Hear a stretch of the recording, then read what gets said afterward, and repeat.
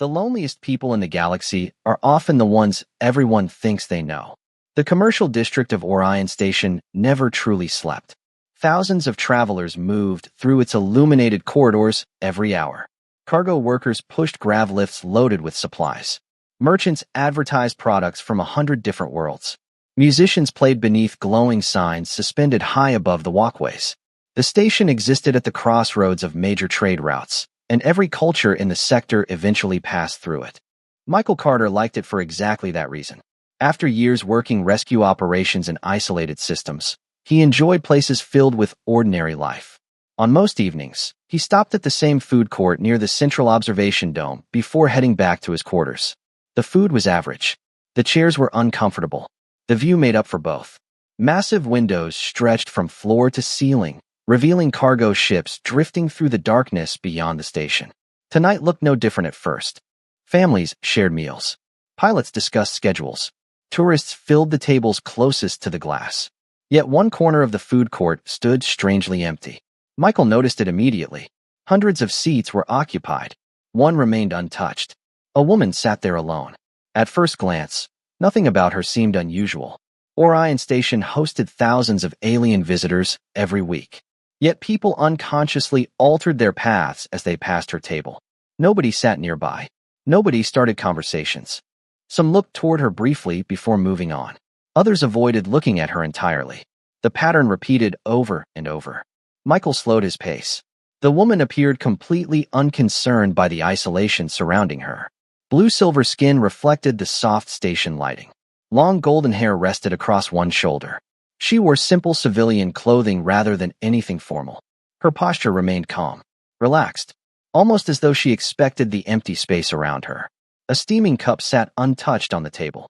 Beyond the observation window, stars drifted silently across the darkness. Michael ordered dinner and carried the tray toward his usual seat. Halfway there, he realized someone else had already taken it. He looked around the crowded food court. Only one open chair remained, directly across from the blue-skinned woman. He hesitated for approximately 2 seconds. Then he walked over and set down his tray. The woman looked up. Violet eyes met his. They were striking, not because they glowed faintly beneath the station lights, because they carried an exhaustion he recognized immediately. He had seen the same look on rescue coordinators, emergency doctors, and colony administrators. People who spent too much time carrying responsibilities nobody else could see. Michael pointed toward the empty chair. Anybody sitting here? The question seemed to surprise her. She glanced around the completely empty section of the food court before looking back at him. No good. He sat down. Several nearby travelers immediately started paying attention. Michael ignored them. He opened a container of station noodles and immediately regretted it. Still terrible. The woman blinked. What? He gestured toward the food. I keep ordering this. It keeps disappointing me. For a second, she simply stared. Then something unexpected happened. A small smile appeared at the corner of her mouth. Not polite. Not forced. Genuine. The first one Michael suspected she had worn all evening. Around them, Orion Station continued moving exactly as before. Yet neither of them noticed the crowd watching from a distance. For the first time that day, the woman sitting alone was no longer alone. The smile vanished almost as quickly as it appeared, but Michael noticed it. Most people would not have. They would have been distracted by her unusual appearance or the strange reactions of everyone nearby. Michael had spent too many years reading exhausted faces during rescue operations to miss small things like that. He pointed toward her untouched drink. That bad too. The woman glanced at the cup. What? You have not taken a sip in at least 5 minutes. Her violet eyes narrowed slightly. You were watching me? Not in a creepy way. He immediately regretted the sentence. That sounded better in my head. To his surprise, the smile returned. Slightly larger this time. Around them, several nearby diners continued pretending not to stare. Michael ignored them. The station noodles remained disappointing. Some things in the universe never changed. Do you always sit alone? He asked. The question escaped before he could stop it. Normally people disliked being asked things like that. The woman looked toward the observation window. Cargo ships drifted silently beyond the station. Usually, by choice. She considered the question longer than expected. Sometimes, that answer told him everything he needed to know. The people who chose solitude usually answered immediately. The people who carried loneliness answered differently. Michael changed the subject. You are not from around here. Neither are most people on this station. Fair point. He gestured toward the endless crowd moving through the commercial district. I think Orion Station is legally required to contain at least 50 civilizations at all times. Only 50. Maybe 60 on weekends. Another smile. Small. Genuine. The conversation settled into something comfortable. Not remarkable. Not dramatic. Just normal. Michael talked about malfunctioning life support systems. The woman listened. She talked about traveling. Michael listened. Neither seemed interested in impressing the other. That was probably why the conversation worked. Several minutes passed. The station lights shifted subtly as evening cycle settings activated throughout the commercial district. Soft golden illumination replaced brighter daytime lighting. Music drifted from a nearby restaurant. Families continued moving through the walkways. The woman watched the crowd quietly. Humans are unusual. Michael laughed. That is usually not a compliment. I did not mean it negatively. Good. She studied him for a moment. Most people notice status first. Status. Position. Importance. Reputation. Michael shrugged. That sounds exhausting. The woman looked genuinely curious. You do not care? About reputation? He considered the question. I care whether people are decent. He pointed toward a table across the food court where several mechanics were laughing over dinner. Those people seem happy. Then toward a family helping a child reach a vending machine. Those people seem nice. He looked back at her. That is usually enough information for me. Something changed in her expression. Not dramatically, just enough for Michael to notice. As though he had accidentally said something important without realizing it. The woman looked away first. Her gaze drifted toward the stars beyond the observation dome. For a moment, she seemed very far away despite sitting only a few feet across the table. Then she spoke quietly. What if someone was much more important than they appeared? Michael glanced down at his noodles. Then I would still tell them these noodles are terrible. The laugh that followed was impossible to fake. Several people nearby nearly dropped what they were carrying. Michael blinked. What? The woman shook her head, still smiling. Nothing. Yet for the first time all evening, she picked up her drink and finally took a sip. The longer the conversation lasted, the stranger the reactions around them became. Michael noticed it first when a station employee nearly walked into a decorative planter while staring at their table. A few minutes later, 2 security officers entered the food court, scanned the crowd, and immediately relaxed when they spotted the blue-skinned woman. Neither approached. They simply moved to positions near opposite exits and remained there. Michael raised an eyebrow. Friends of yours? The woman glanced toward the officers without turning her head. Something like that. Good. For a second, I thought my review of the noodles had become a security issue. Another laugh escaped her before she could stop it. The sound seemed unfamiliar even to her. Michael found that oddly sad. People should laugh more often than that. Outside the observation dome, a transport vessel drifted away from the station while hundreds of small service craft moved around it like glowing insects. The stars beyond stretched endlessly into the darkness. For several moments, neither spoke. The silence felt comfortable. That alone made it unusual. Most conversations between strangers were filled with effort. This one was not. Eventually, the woman leaned back in her chair. You ask very few questions. Michael shrugged. People tell you things when they want to. And if they do not, then it probably is not my business. The answer seemed to interest her. You are not curious? I am curious about everything. He pointed toward the observation window. Space. Then toward the crowded food court. People. Then toward his meal. Why station chefs keep declaring war on flavor? The woman shook her head. You avoid direct questions. I worked rescue operations. And Michael looked toward the crowd. People usually have reasons for not wanting to talk. For a moment, something unreadable crossed her face. The expression disappeared almost immediately, but not before he noticed it. Around them, the evening crowd continued flowing through the station. Travelers arrived. Others departed. The giant station clock above the commercial district advanced quietly through another hour. Yet the empty space surrounding their table remained untouched. Nobody sat nearby. Nobody interrupted. It was as though an invisible boundary existed around the woman. Michael finally gestured toward the surrounding emptiness. All right, now I am curious. About what? That. He motioned toward the vacant tables.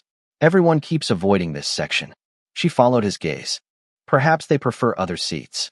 There are people standing because the place is full. Maybe they dislike me. Michael considered that possibility for approximately 1 second. No, no. People avoid danger differently. The woman blinked. Danger? If people thought you were dangerous, they would keep looking at you. He pointed discreetly towards several nearby tables. They are trying not to. Her violet eyes narrowed slightly. You have thought about this. Occupational habit.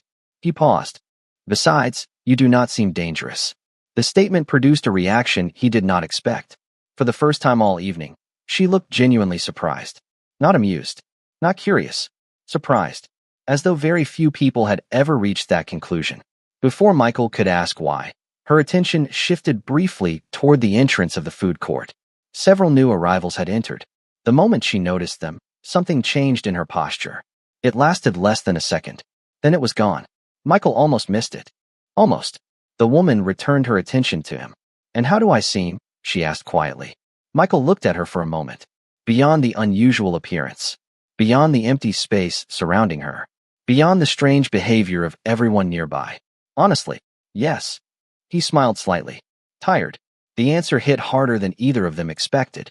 The answer lingered between them. Tired. Not weak. Not unhappy. Tired. The woman looked away toward the observation window almost immediately.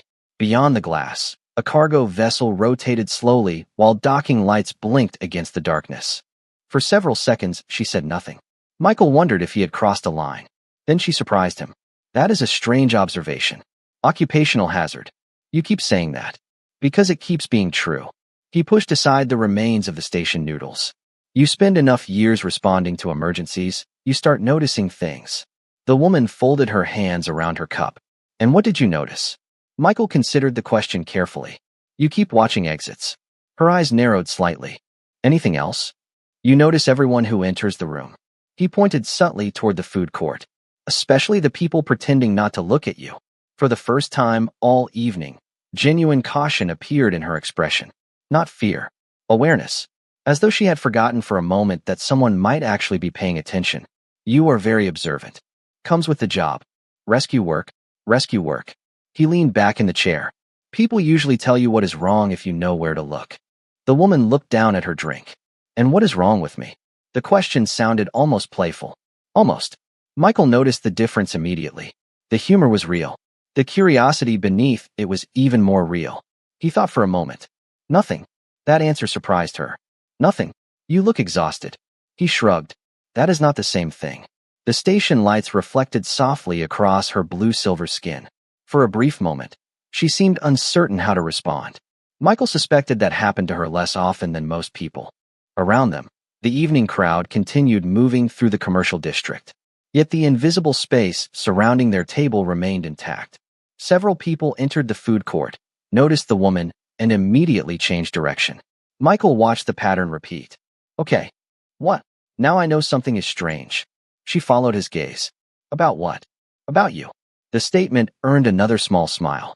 You reached that conclusion quickly. People keep acting like you are either dangerous or important. Perhaps I am both. Possible. He considered the idea. You do not seem dangerous. The woman raised one elegant eyebrow. And important. Michael looked around the crowded station. Everybody is important to somebody. For a moment, she simply stared at him. Then she laughed softly and shook her head. Humans. You keep saying that too. Because it keeps being true. The response made him laugh. The conversation settled again. Comfortable. Unforced. Easy. Then the woman suddenly asked a question. If someone was very important, would that change how you treated them? Michael frowned. Depends. On what? Whether they are still the same person. The answer came immediately. He did not need to think about it. A title changes a job. It does not change a person. The reaction this time was impossible to miss. The woman became very still. Not uncomfortable. Just thoughtful. As though she had spent years hearing every possible answer except that one. Outside the observation dome, stars drifted silently beyond the station. Inside, the noise of the crowd faded into the background. For several seconds neither spoke. Then the woman turned toward him and asked quietly, Do you know who I am? The question caught Michael completely off guard. Not because of what she asked. Because of the way she asked it. The noise of the food court seemed to fade for a moment. Travelers continued moving through the station. Cargo announcements echoed overhead. Music drifted from distant restaurants. Yet the woman across the table watched him with unusual intensity, as though the answer mattered far more than it should have. Michael leaned back in his chair and considered the question seriously. Do I know who you are? She nodded once. Yes. He looked at her for several seconds. No. The answer arrived without hesitation. No guessing. No attempt to impress her. Just honesty. The woman blinked. Apparently, that was not the response she expected. Michael pointed toward her. You are clearly important. Her eyebrow lifted slightly. Clearly. People keep avoiding this entire section of the food court. He gestured toward the security officers near the exits. Those two have been pretending not to guard you for almost an hour. The woman's lips pressed together as though she was trying very hard not to smile. Anything else? You have expensive taste in clothing. He pointed toward a subtle metallic detail woven into her sleeve. That material costs more than my monthly apartment payment. For the first time all evening, she laughed openly. Several nearby travelers immediately looked away and pretended they had not heard it. Michael noticed. The woman noticed him noticing. Neither commented. So you know I am important. Probably. But you do not know who I am. Nope. She studied him carefully. Does that not bother you? Should it? The question seemed to surprise her. She looked toward the observation window for a moment before answering. Most people become very interested once they suspect someone important is sitting in front of them. Michael thought about that. That sounds exhausting. Exhausting. Imagine never knowing if people are talking to you because they like you or because they want something. The words escaped before he could stop them. The woman became very still. Again, Michael was beginning to notice a pattern. Every time he said something completely ordinary, she reacted as though he had revealed a state secret. You think about strange things, she said quietly. Occupational hazard. You use that phrase constantly.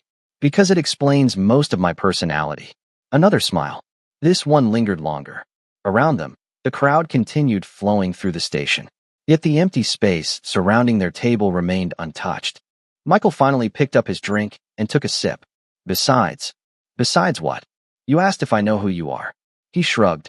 I know enough. Genuine curiosity appeared in her expression. And what exactly do you know? Michael looked directly at her. You are somebody carrying more responsibility than you want. The smile vanished. Not because she disliked the answer. Because it landed too close to the truth. You are tired. He continued calmly. You spend a lot of time taking care of other people's problems. Her violet eyes never left his. And you probably do not get many chances to sit down and have a normal conversation.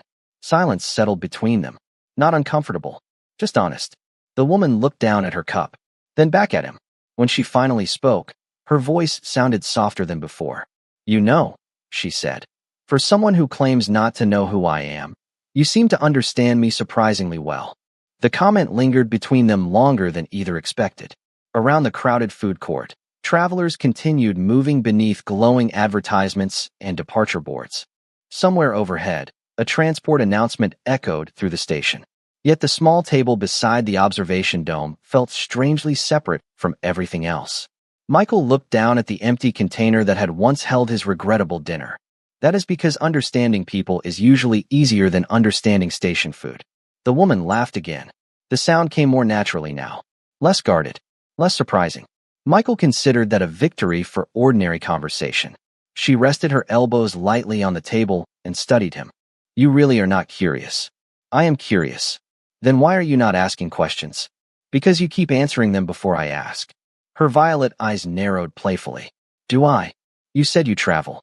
He counted on his fingers. You have responsibilities. People follow you around pretending not to. You are probably important. You are definitely tired. He shrugged. Seems like we are making progress. The woman shook her head slowly. Most people would be trying to discover my title. Titles are temporary. The answer came automatically. People are harder to replace. For a moment, she simply looked at him. The expression on her face was impossible to read. Not because it was alien. Because it carried too many emotions at once. Amusement. Curiosity. Something else beneath both. Beyond the observation window, a luxury cruiser drifted away from the station while docking lights reflected across the glass. The woman followed the ship with her eyes. Where I come from, titles are considered very important. I believe that. Entire governments are built around them. That sounds complicated. It is. Michael smiled. Then I am glad I fix environmental systems for a living. The woman tilted her head slightly. You truly never wanted anything more? The question surprised him. More than what? Influence. Authority. Recognition. Michael thought about it. I wanted people to survive when things went wrong. He looked toward the crowd moving through the station. That always seemed like enough work. The answer left her unusually quiet. Several minutes passed before she spoke again. Do humans always think like this?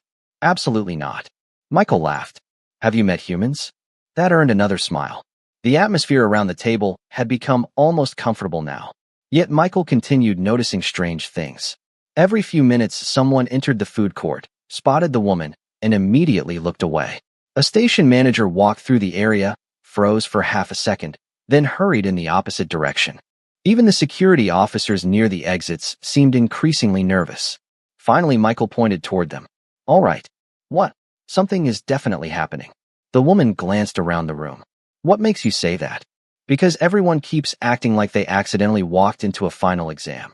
She followed his gaze toward a nearby merchant who immediately pretended to study a menu. The woman sighed softly. Perhaps people worry too much. Maybe. Michael leaned forward slightly. Or maybe they know something I do not. For the first time all evening, she looked genuinely uncertain. Not frightened, just hesitant, as though standing on the edge of a decision. Then she asked quietly, and if they did? Michael looked directly at her. It would not change the conversation. The answer seemed to stop time. Around them, Orion Station continued its endless routine. Ships arrived. Travelers departed. Lights shimmered across the observation dome. Yet the woman sitting across from him suddenly looked as though she had been waiting a very long time to hear exactly those words. The moment should have passed unnoticed. Two strangers sharing a conversation in a crowded station. Nothing more. Yet something about it refused to remain ordinary. The woman sat quietly for several seconds after Michael's answer. Around them, the noise of Orion Station continued as always. Cargo announcements echoed overhead. Travelers crossed the commercial district carrying luggage and supplies. Somewhere in the distance, a musician played an unfamiliar melody. Life moved forward, yet the expression on the woman's face suggested she was standing still. It would not change the conversation. She repeated the words softly, almost to herself. Michael nodded. Why would it? She looked at him carefully. Because status changes everything. That sounds terrible. The answer came immediately. Another smile appeared. Smaller this time. More thoughtful. The woman turned toward the observation dome. Stars drifted silently beyond the station. Where I come from, people change the moment they learn who someone is. Michael followed her gaze. People do that here too. Then why would you be different? He considered the question. Maybe because I spent years meeting people on their worst day. Her attention returned to him. Rescue work, rescue work. Michael folded his arms across the table. When a habitat loses power, nobody cares who owns the station. He pointed toward the crowd. When a transport crashes, nobody cares about titles. He shrugged. Everybody looks the same when they need help. The woman listened without interrupting. That seemed to be another habit of hers. Most people waited for their turn to speak. She actually listened. Michael appreciated that. Nearby, one of the security officers received a communication through an earpiece. His posture immediately changed. The second officer reacted the same way. Both looked toward the table. Michael noticed. So did the woman. Whatever calm had surrounded her all evening suddenly became fragile. Not gone, just interrupted. Something wrong, he asked. The woman glanced toward the officers. Perhaps my evening is ending. That sounds dramatic. You would be surprised. Before Michael could ask another question, several figures entered the food court from the main corridor. Unlike the rest of the crowd, they moved with purpose. Dark formal uniforms. Distinct insignias. Perfect posture. The reaction throughout the commercial district was immediate. Conversation stopped. Travelers stepped aside. Station employees straightened instinctively. Michael watched the group approach and frowned. Okay. What? Now I am definitely curious. The woman laughed quietly despite herself. Fair. The newcomers reached the edge of the empty section surrounding their table and stopped. None of them sat. None of them spoke immediately. Instead, they waited. The oldest among them finally stepped forward and bowed his head slightly toward the woman. Not politely. Formally. Respectfully. The kind of respect usually reserved for people who controlled entire governments. Michael blinked. Well, the woman closed her eyes briefly. Yes. That answers several questions. The official spoke carefully. Your Majesty. The words echoed louder than any announcement in the station. Around them, the food court froze. Travelers stared openly now. Station workers looked horrified. One merchant nearly dropped an entire crate of merchandise. Michael looked from the official to the woman sitting across from him, then back again. For several seconds, nobody moved. Finally, he pointed at her. "Your Majesty?" The woman opened her eyes and sighed softly. "I was hoping for another 10 minutes. For several seconds, Michael Carter simply stared at her. Not because he was frightened, not because he was impressed, because his brain was attempting to reconcile two completely different realities. One reality involved a tired woman drinking bad station coffee and complaining about responsibility. The other involved an alien queen important enough to make an entire commercial district stop breathing. The two versions refused to fit together. Around them, the food court remained frozen.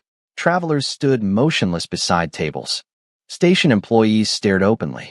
The security officers who had spent the evening pretending not to guard anyone suddenly looked very uncomfortable. The official remained bowed respectfully. "Your Majesty," he repeated. The woman sighed. "I heard you the first time." Michael blinked. "You are actually a queen." She looked back at him. Apparently. The answer was so dry that he almost laughed. Almost. The absurdity of the situation was becoming difficult to process. "You could have mentioned that. You never asked. That feels like a technical victory."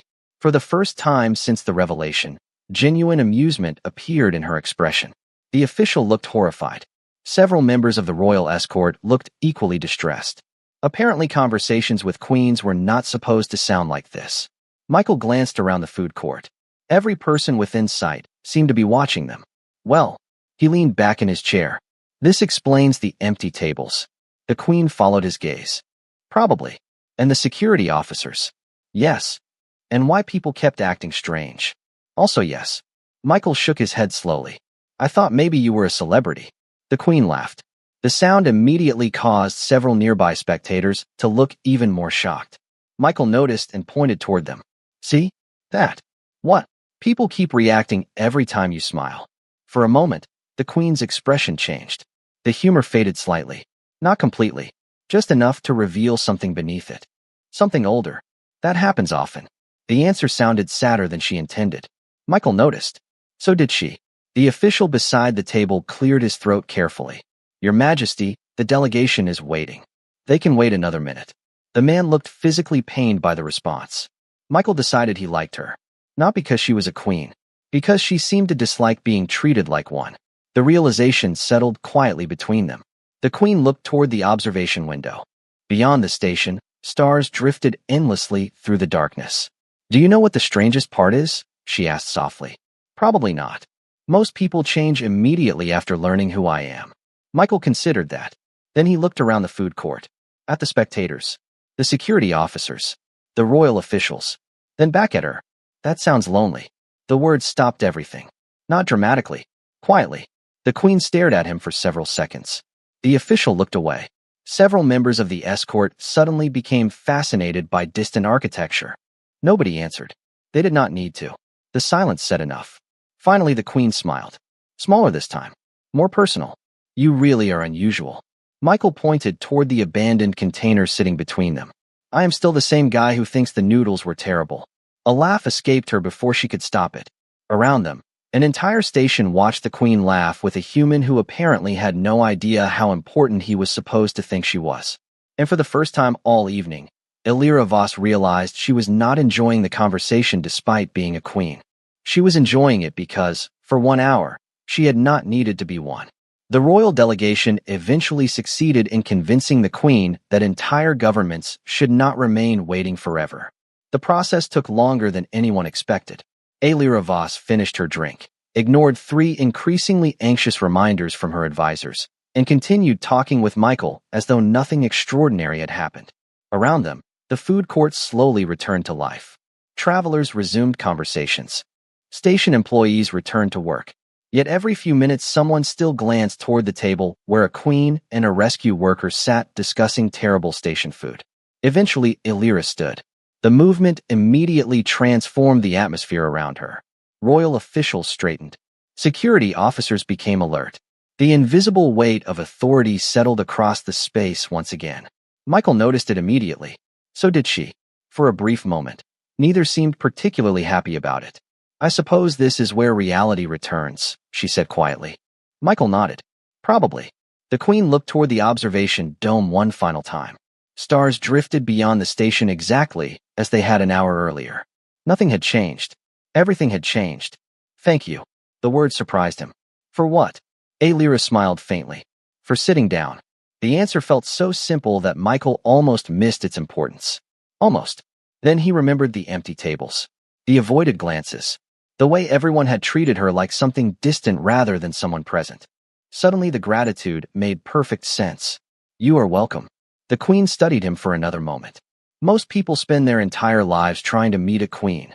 That sounds exhausting too. Another laugh. Softer now. More familiar. One of the advisors visibly surrendered to the situation. Alira shook her head and looked toward Michael. You know, after tonight, many people will ask what we discussed. That seems unfortunate. What should I tell them? Michael considered the question carefully. Tell them the noodles were terrible. The Queen laughed openly.